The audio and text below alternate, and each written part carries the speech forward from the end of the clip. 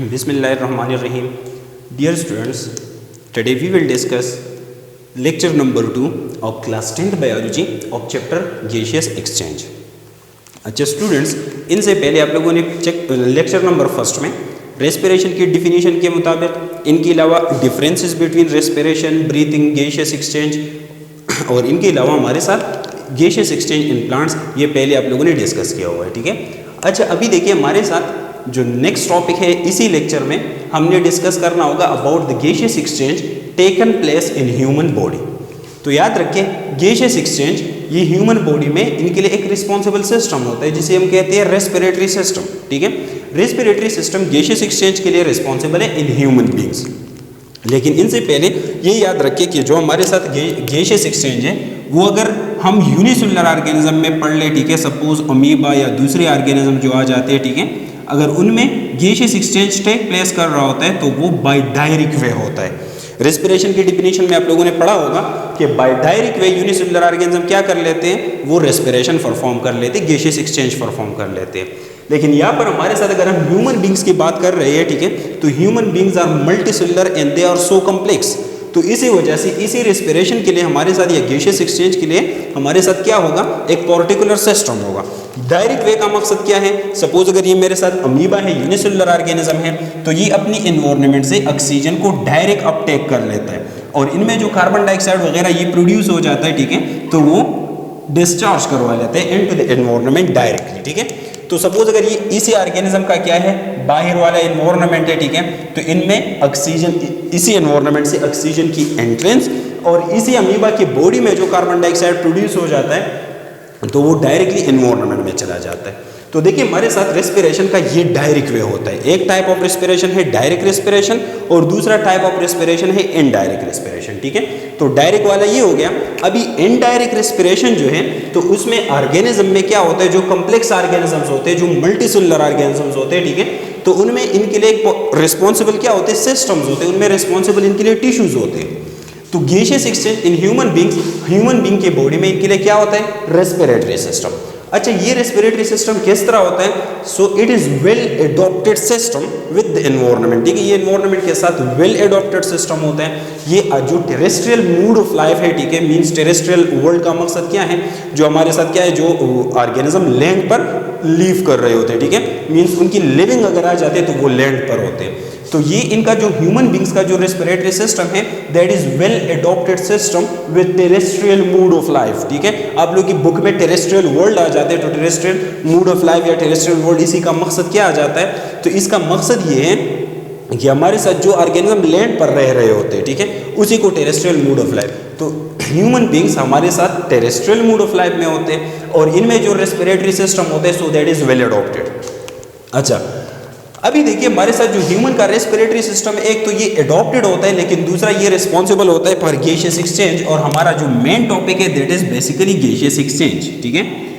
लेकिन इनसे पहले हम डिस्कस कर लेंगे about the human respiratory system. तो याद रखिए, ह्यूमन रेस्पिरेटरी सिस्टम जो है it is divided into two components. हमारे साथ इनके दो कंपोनेंट्स आ जाते हैं. The first one is air passage way while the second one is lungs. ठीक है. और लंग्स में हमारे साथ प्रेजेंट होते हैं अल्विलाई. ठीक है. इसमें प्रेजेंट होते हैं अल्विलाई और वो अल्विलाई क्या कर लेते हैं, बेसिकली दीज अल्विलाई और रिस्पॉन्सिबल फॉर गैसियस एक्सचेंज.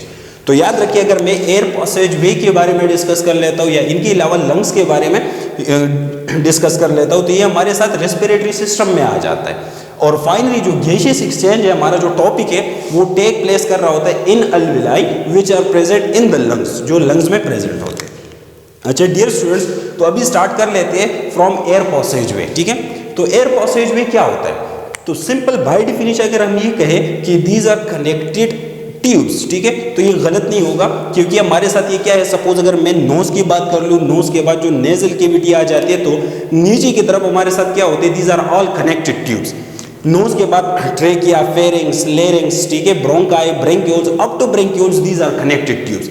तो एयर पैसेज वे क्या होता है, these are connected tubes that passes air into lungs और from lungs to the outside environment is known as air passage way. ठीक है. तो बाय डेफिनेशन आप लोगों ने ये याद रखना होगा कि एयर पैसेज वे क्या है, दीज आर कनेक्टेड ट्यूब्स. ठीक है. अच्छा, ये कनेक्टेड ट्यूब्स क्या कर लेता है, ये एयर को पास कर लेता है इनटू द लंग्स. ठीक है. लंग्स में एयर को पास कर लेता है, या अगर लंग्स से एयर बाहर की तरफ आ रहा होता है, ठीक है, तो ये क्या है, that passes air from the lungs to the outside environment, ठीक है। तो इसी ऑल ट्यूब्स को, जो कनेक्टेड ट्यूब्स है, इन्हीं को क्या कहा जाता है, एयर पासेज वे।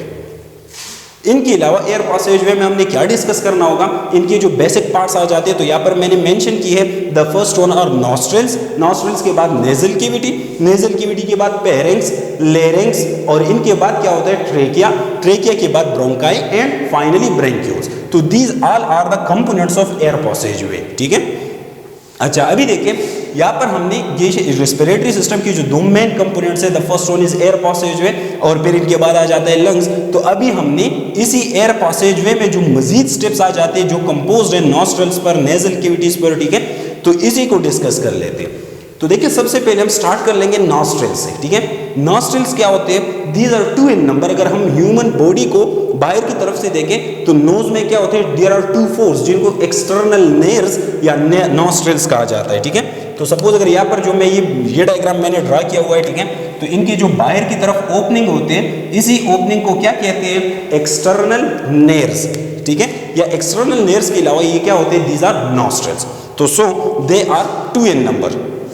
दूसरी पॉइंट, ये बॉडी के वेंट्रल साइड पर प्रेजेंट होते हैं। सपोज अगर बॉडी का ये वेंट्रल साइड है, सामने वाला हिस्सा, ठीक है, तो ये नॉस्ट्रल्स वेंट्रल साइड पर प्रेजेंट होते हैं। और इनका काम क्या होता है, इनका सिर्फ काम ये होता है कि जो आउटसाइड एयर होता है इसको इनहेल करवा लेता है या इनको पास करवा लेता है इनटू द नेजल कैविटीज, ठीक है, ये एयर को पास कर लेता है इनटू द नेजल कैविटीज। तो यहाँ पर मैंने पॉइंट को मेंशन किया हुआ है, pass air into nasal cavities.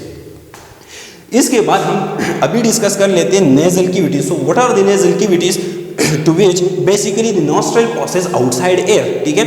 अब अगर हमारे साथ आउटसाइड एयर नॉस्ट्रल्स या एक्सटर्नल लेयर्स के जरिए नेजल कैविटी में चला जाता है, तो नेजल कैविटी में इनके साथ क्या होगा, तो याद रखिए जिस तरह हम यहाँ पर नेजल कैविटी टॉपिक है, तो ये nasal cavity that is also further divided into 3 main components, ठीक है, ये फर्दर 3 मेन कंपोनेंट्स में डिवाइड हो जाता है। याद रखिए इनकी क्लासिफिकेशन में किस तरह कर लेता हूँ, यहाँ पर रेस्पिरेटरी सिस्टम है, रेस्पिरेटरी सिस्टम को मैंने 2 डिविजन्स में डिवाइड कर लिया, one is the air passage way while the second one is lungs. अभी हमारे साथ एयर पासेज वे के क्या है, मजीद स्टेप्स आ जाते हैं, ठीक है, इनकी मजीद कंपोनेंट्स हैं।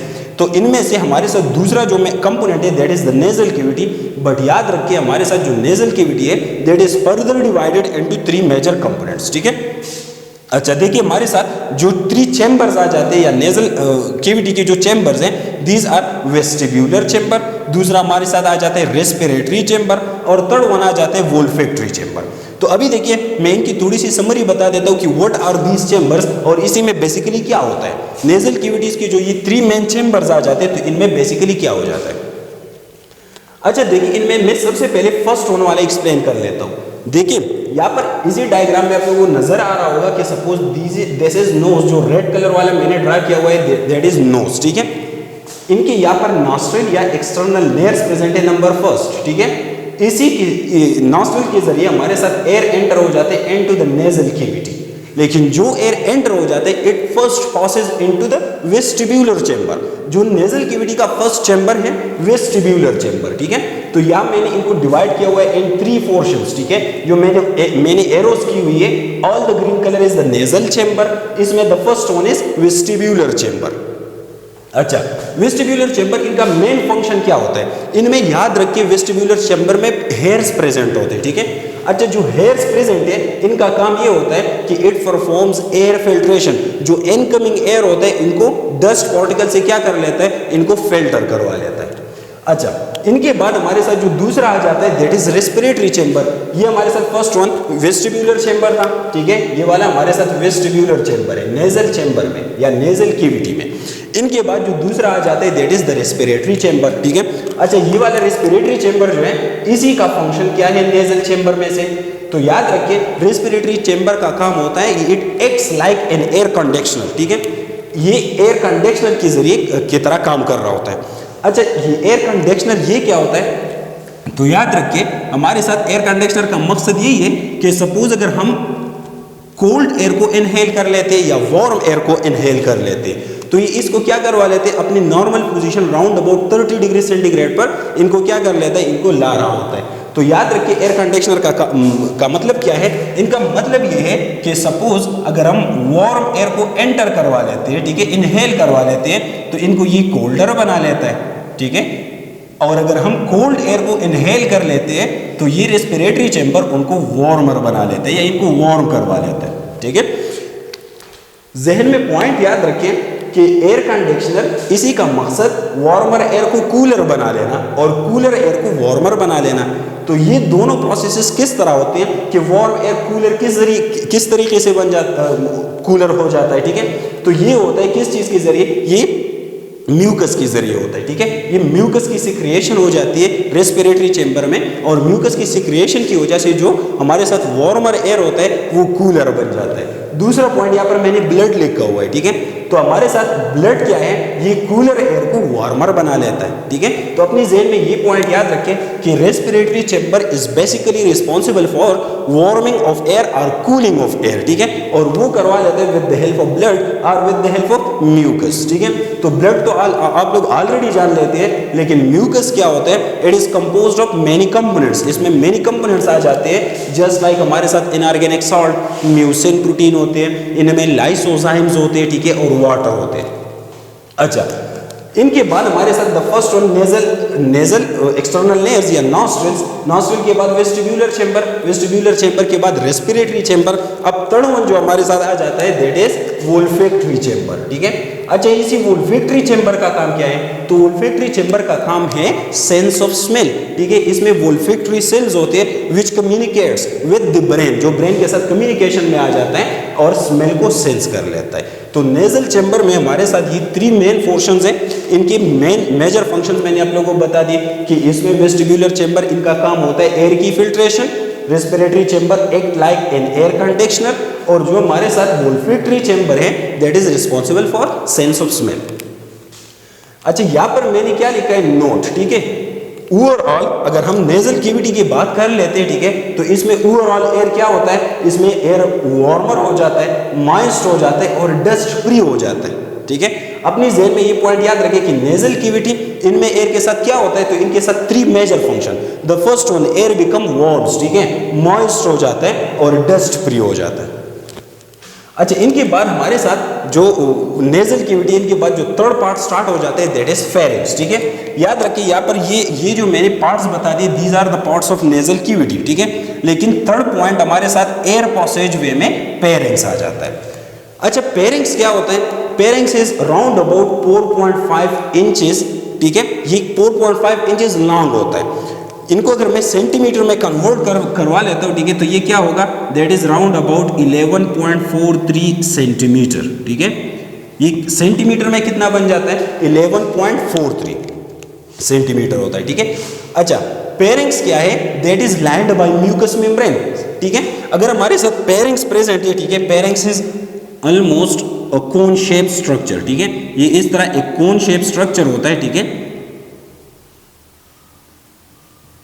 जो ओपन होता है इनटू द एसोफेगस, ठीक है। हमारे साथ एक लेवल पर ये एसोफेगस में कनेक्ट होता है एसोफेगस के साथ, और दूसरा ये लेरिंक्स के साथ कनेक्ट होता है। तो so in case of human respiratory system we will discuss about the connection of pharynx to the larynx. अच्छा, याद रखिए हमारे साथ फेरिंक्स, इनकी लेंथ कितनी है, दैट इज 4.5 इंचेस और 11.43 सेंटीमीटर। ये लाइंड होता है बाय म्यूकस मेम्ब्रेन और इसमें 2 मेजर कंपोनेंट्स होते हैं, टॉन्सिल्स एंड एडेनाइड, ठीक है।